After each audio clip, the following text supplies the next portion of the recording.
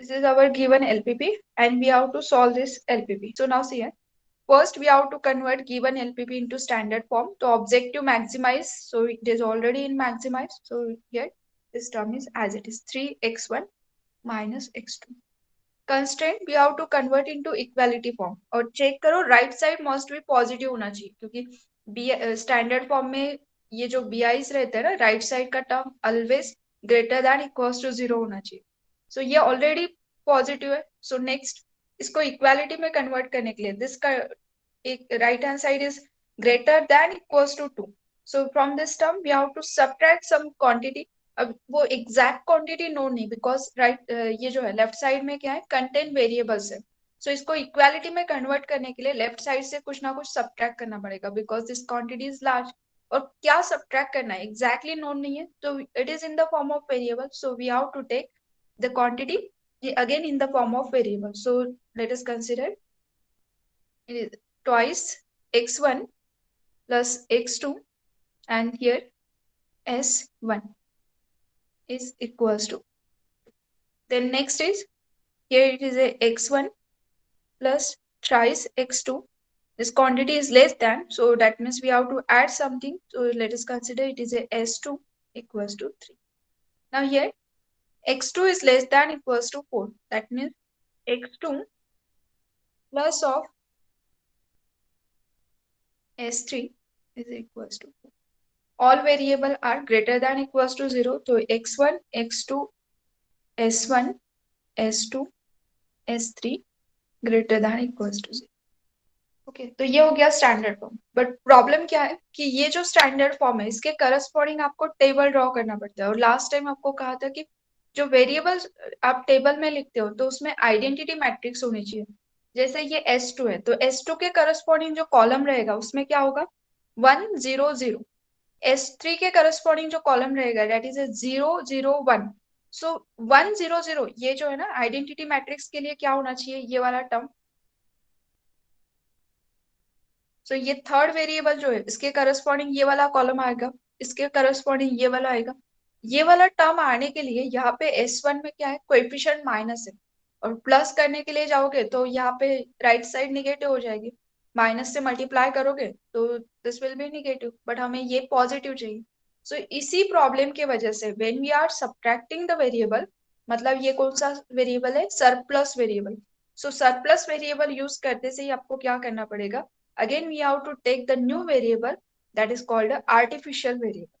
So ये artificial variable क्यों आ रहा है because simplex table के लिए आपको identity की जरूरत रहेगी और वो यहाँ पे S1 के वजह से possible नहीं है. तो जब आपके पास में already equals to है ना तो that time we have to use artificial variable. So minus S1 से equality में convert हो गया था but for identity we have to add the new variable that is called artificial variable. So ये आएगा यहाँ पे. क्लियर है. अब देखो इन सबके कॉस्ट अब ये इसके करस्पॉन्डिंग देखो x1 के करस्पॉन्डिंग 3 ऑलरेडी है, x2 के करस्पॉन्डिंग -1 ऑलरेडी है. What about slack surplus variable. तो लास्ट टाइम आपको कहा था कि स्लैक सरप्लस वेरिएबल की करस्पॉन्डिंग यहाँ पे जो कॉस्ट रहती है दैट इज 0. मतलब यहाँ पे क्या होगा 0s1 0s2 0s3. Okay what about artificial variable. तो आर्टिफिशियल वेरिएबल की जो कॉस्ट रहती है इट इज ए -m. ये ऑलवेज -m वैल्यू कंटेन करेगा. It is artificial variable and cost is -m in objective function. तो इसके अंदर उसका -m रहेगा. अब इसके करस्पॉन्डिंग टेबल कैसे आएगा. तो सबसे पहले आप लिखते हैं C J that is a cost. Then here CB cost of basic variable. YB that is a basic variable. then next में आएगा आपका यहाँ पे XB.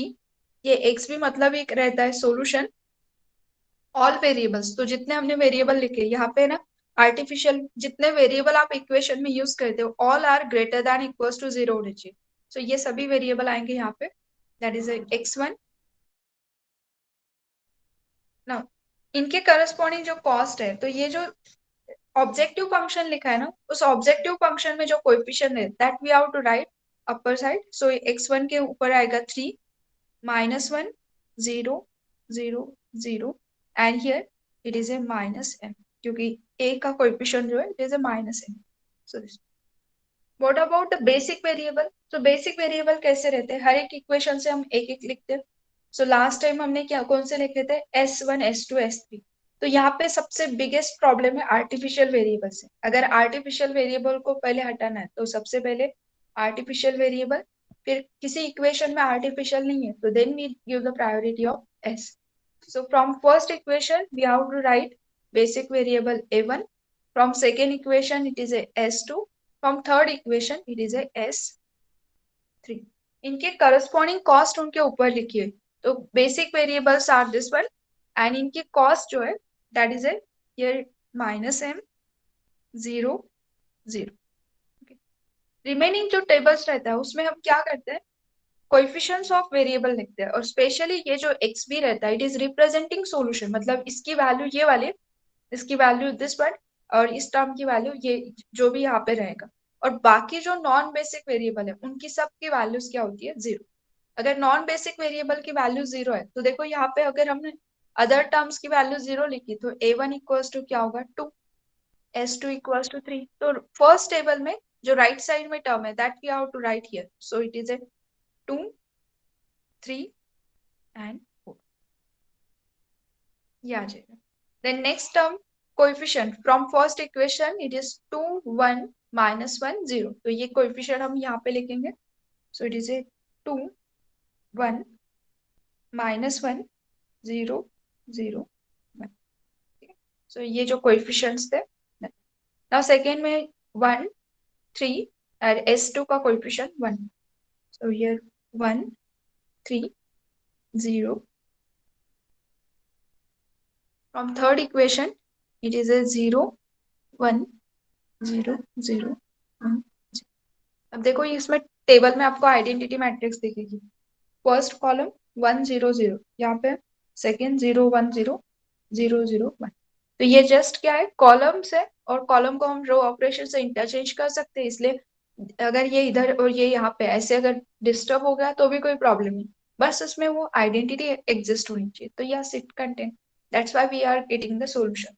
यहाँ पे क्या था, कोएफिशिएंट -1 था, इसके वजह से प्रॉब्लम थी, तो इसीलिए हमें आर्टिफिशियल ऐड करना था। नाउ ये हो गया हमारा कंप्लीट टेबल। और as per this table value of a1 is 2, s2 equals to 3, s3 equals to 4। Non basic variables are, इसमें जो नहीं है that is called non basic variable. तो x1 is 0, x2 is 0, s1 is 0। So is it a final solution? So to decide that term, we have to find the zj. अब zj क्या होता है? It is a product of summation of cb into xi. That is a first term का product plus of second plus of third term. तो इन दोनों का product होगा -2m. Then here it is a -m plus m 0 0 -m. Then next find out zj minus cj. zj minus CJ, तो इस quantity में से ये सीजे का वैल्यू अगर सब्ट्रैक्ट करते हैं तो is -2m -3, then -m +1, then m 0 0 0। If it is if all values of zj minus cj are greater than equals to 0, then it is our final solution. If it is not, then check most negative term -2m। m का जो भी multiple रहेगा ना उसे check करो। मतलब यहाँ पे अगर ये टर्म रहती थी, मैं एक एग्जाम्पल के तौर पे लिखती हूँ। सपोज आपके पास में यहाँ पे है -3m और यहाँ पे -2m +5, -2m -5। सो इन तीनों में से मोस्ट निगेटिव टर्म कौन सा होगा? m का मल्टीपल देखो सबसे लास्ट कौन सा है, क्योंकि जितना m वैल्यू बढ़ाएगा, भले ही इसमें 5 6 100 सब्ट्रैक्ट माइनस प्लस कर रहे हैं, बट इससे क्या है ना, ये quantity as compare to m is very very small. So m जितना लास्ट लोगे उतना मल्टीपल अगर बढ़ा है तो उतनी क्वांटिटी क्या होगी, बढ़ती जाएगी। So here the most negative term zj minus cj में कौन सा है, दिस वन। सो इसके करस्पॉन्डिंग आएगा इनकमिंग वेक्टर। सो ये इनकमिंग वेक्टर नहीं, मतलब x1 is our incoming vector, ठीक है। सो इनकमिंग मतलब क्या होता है, ये जो बेसिक वेरिएबल है इसके अंदर ये टर्म आने वाली। सो इसमें से एक को आउट करना पड़ेगा। So for that we have to find ratio. and ratio is nothing but xb divided by incoming vector. तो इनमें incoming मतलब कौन सा है x1, so xb के वैल्यूज को क्या करोगे x1 से divide, xb divided by x1, तो फर्स्ट क्वांटिटी के डिवीजन, तो xb divided by x1 that is 2 divided by 2 is 1, then 3 divided by 1 is 3, 4 divided by 0 is infinity. Now here ratio में हमें जस्ट फोकस किस पे करना है पॉजिटिव वैल्यूज पे, and from this positive value the smallest positive के corresponding we get the outgoing vector. So smallest positive is 1, so this is our outgoing vector. So now see here incoming और outgoing दोनों का जो middle part रहेगा that is our key element. So this is our outgoing,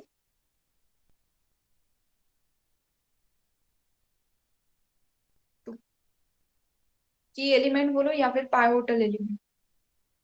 now ये zj minus cj तो all greater than नहीं है, इसका मतलब है we have to form second table. So now see here to make second table again this similar term we have to write here, that is a cj is a cost and cost is never changed, then here cb yb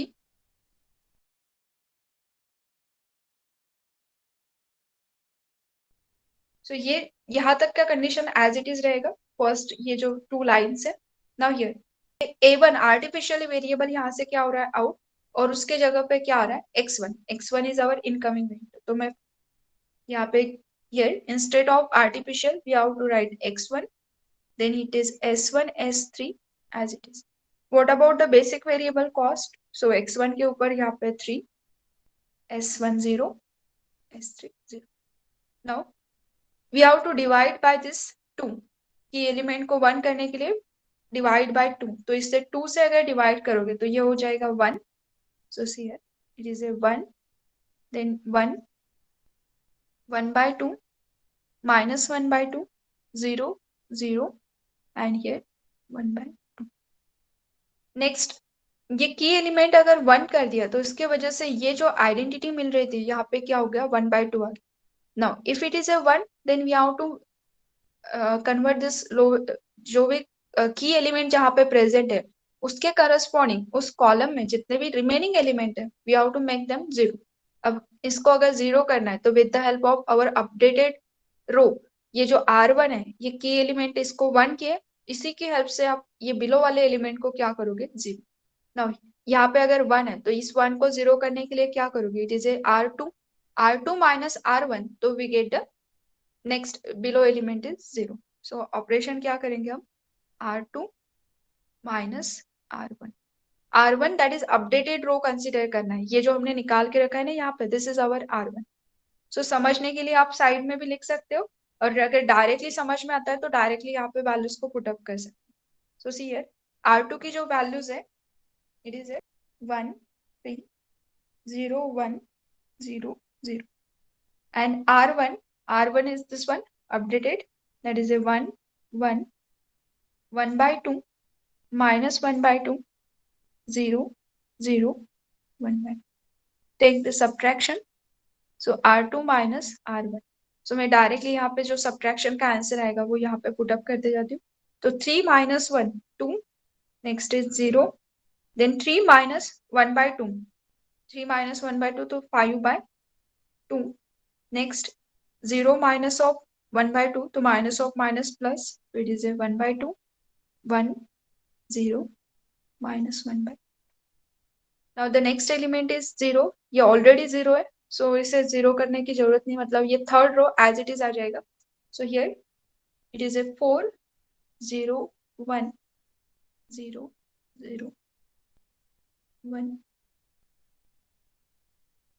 ये निकालने के बाद में check करो कि इसमें भी identity matrix है क्या, अगर नहीं है इसका मतलब है हमने कहीं तो भी गड़बड़ कर दी. ठीक है, सो सी हियर 1 0 0 0 1 0 0 0 1, तो यस इसमें identity matrix still contain. Now as per this term the solution is x1 equals to 1, x2 is s1 is 2 and s3 is 4. Whether it is a final or not, for that we have to find zj minus cj. So let's see it. First we find zj, that is nothing but summation of cb into xi take the product of first quantity plus of second plus of third. अब ये second और third में यहाँ पे CB की value 0 होने की वजह से अल्टीमेटली प्रोडक्ट 0। सो जस्ट ये 3 से मल्टीप्लाई करते जाओ, तो यहाँ पे आएगा 3/2 -3/2 0 0 3/2। Then find out Zj minus Cj. So here 3 minus 3 is 0. Then 3/2 minus of -1. So it is a plus, that is a 5/2.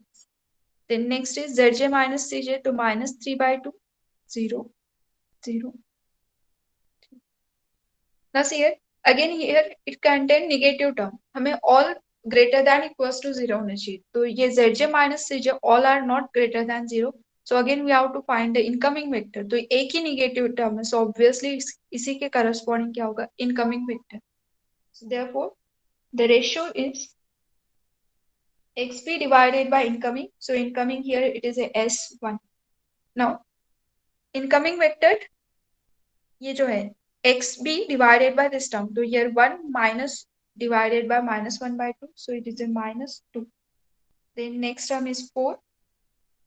Then here it is a infinity.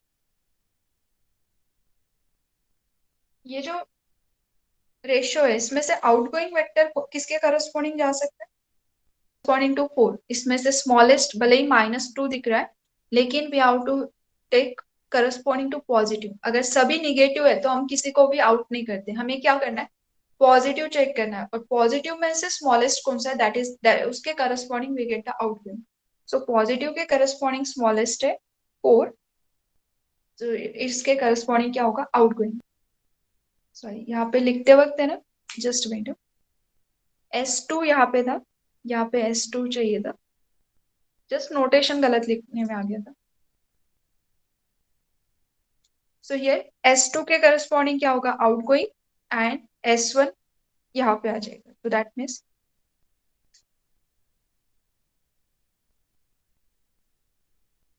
S2 is outgoing vector, and here this is our incoming vector, and key element is 1/2. Now the third table is, again third table के corresponding भी क्या होगा, ये दो as it is रहेंगे, Cj and values. S2 को यहाँ से आउट कर दिया और इंस्टेड ऑफ S2 यहाँ पे S1 लिखा है। नाउ करस्पॉन्डिंग कॉस्ट, तो x1 के करस्पॉन्डिंग यहाँ पे 3, S1 0, S3 0। Now here xp के नेक्स्ट कंडीशन क्या होगी, की एलिमेंट को आपको क्या करना है, 1। सो ये 1/2 से हम क्या करेंगे, थ्रू आउट डिवाइड, मतलब ही हम क्या कर रहे हैं, मल्टीप्लाई बाय 2। इसे 1 करने के लिए, की एलिमेंट को 1 करने के लिए we have to multiply by 2। So second row को अगर 2 से मल्टीप्लाई करते हैं तो यहाँ पे हो जाएगा 4, then next term is 0 multiply by 2, so it is a 5 1, ये 2 0। नेक्स्ट की एलिमेंट के अबो बिलो एलिमेंट को 0 करना है, तो ये बिलो वाला एलिमेंट ऑलरेडी 0, सो ये जो रो है ये एज इट इज रहेगा, तो जो एज इट इज है मैं सबसे पहले उसको एज इट इज लिख देती हूँ। सो it is a 4 0 1 0 0 1 0। Now next above element is -1/2, we have to convert it 0 with the help of this updated value।